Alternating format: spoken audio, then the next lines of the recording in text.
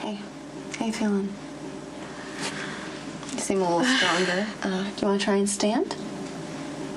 I can't. Why don't you just do the first option, drive somewhere, call 911. I don't think so. Why not?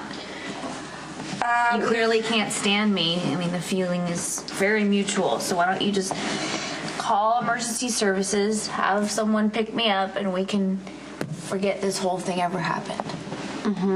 That's not how you work. Excuse me, how I work? Yeah.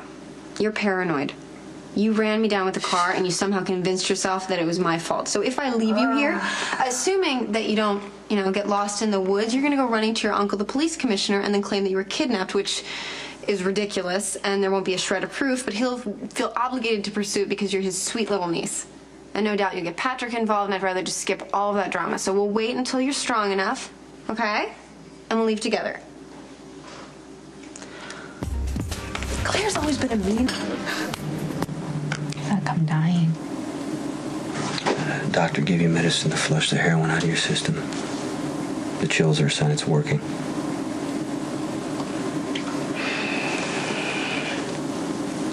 Please stay and talk to me. What do you want to talk about? How sunny. Forensics won't be in for a few days, but based on initial reports, the PCPD is calling this an accident. Lana was Lisa's head nurse. It's not coincidence that she wound up dead the same day that Robin went missing.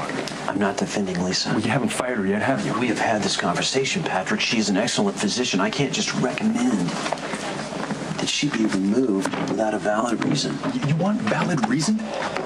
She broke into my house.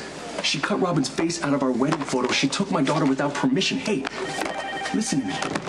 She jumped in front of Robin's car and made it look like Robin was trying to kill her. Now she's missing. It's clear.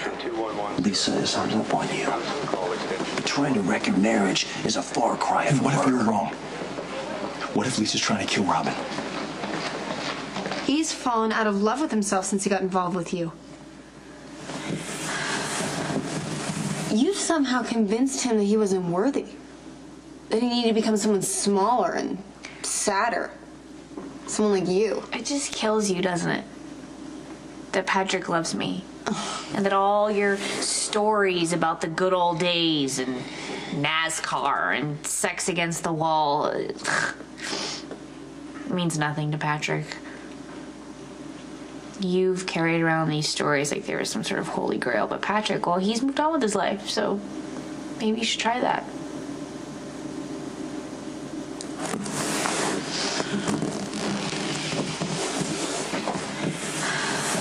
I don't think you ever grew up.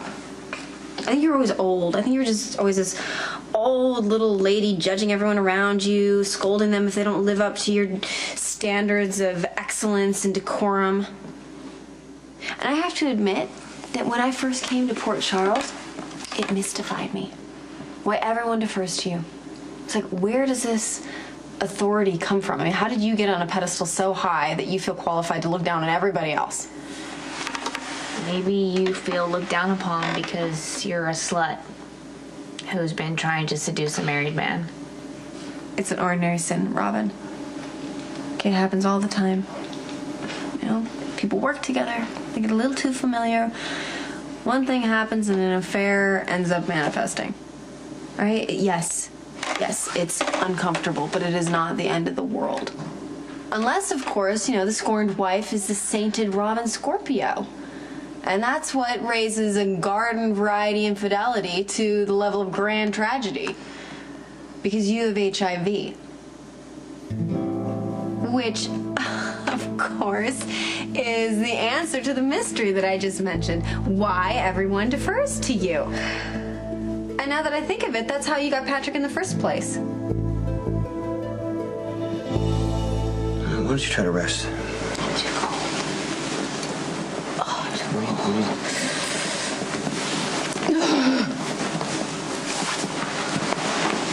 How is he? I can't really speak for him. Well, how does his life seem? What do you want to know? What happened between him and Carly? They got divorced, which is the best thing for both of them. And Carly moved on. What about Sonny? I saw Michael tonight. The Balkan by refusing to meet in the usual place. I mean, he finds out you're not the real Ronan O'Reilly, you're dead. Now is the time for all of us to cut our losses and get out of here while we still can. Okay, well, you and Lulu should go because I'm seeing this thing through. He's not gonna quit, even though he probably should. Probably. What part of dead do you not understand? There are always ways to beat the odds. You just have to get creative. Look, I know you've been running cons since you could talk, but you're not trying to hustle a two-bit card shark here. This guy's as lethal as they come. One meeting. That's all I need. Well, good luck with that, because the guy's a ghost, and he keeps it that way by killing anyone who crosses his path. Everyone except Ronan O'Reilly, which means I'm in the perfect position to take the Balkan down. Yeah, I thought the same thing when I was working undercover for Sonny. Right, you knew the risks going in, but you did it anyway. I mean, how is this any different? It's a big difference between risking your life and throwing it away.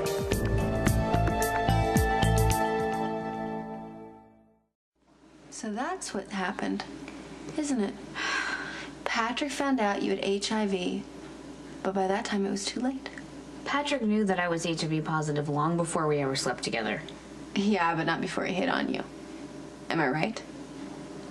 Because we both know how much Patrick loves a challenge, and you with your snotty little attitude is like a red flag for him. I mean, he had to just flirt with you and get you to sleep with him, and then once he started, he couldn't back down when he found out that you had HIV. I mean, that would be bigoted.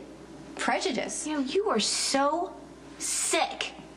And I have to say, it is fascinating to sit here and listen to you desperately try to rationalize something that is so simple and so clear. Patrick and I love each other. That's it. He loves me like he never loved you, Lisa. Well, all I can say is that loving you doesn't appear to be much fun for Patrick. Well, all I can say is you don't know him anymore. Patrick has a family now, and all you've tried to do is destroy that. And my God, you kidnapped our daughter. Okay. Where do you come up with this, Robin?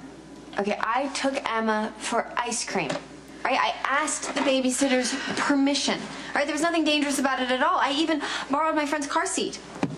And what, my HIV meds just magically disappeared? My locker trashed itself? Well, apparently mine did. No, you trashed it. Just like you boiled my daughter's toy, just like you stole my HIV meds. Okay.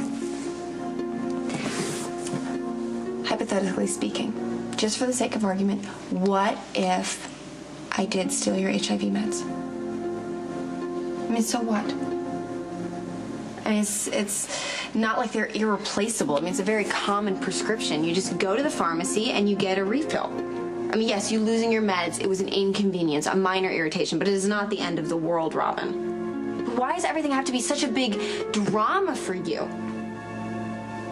It's like you turning my trip for ice cream with Emma into a kidnapping. Although, you know what? You have to find some way to keep Patrick's attention. It's too bad for Emma. What does that mean?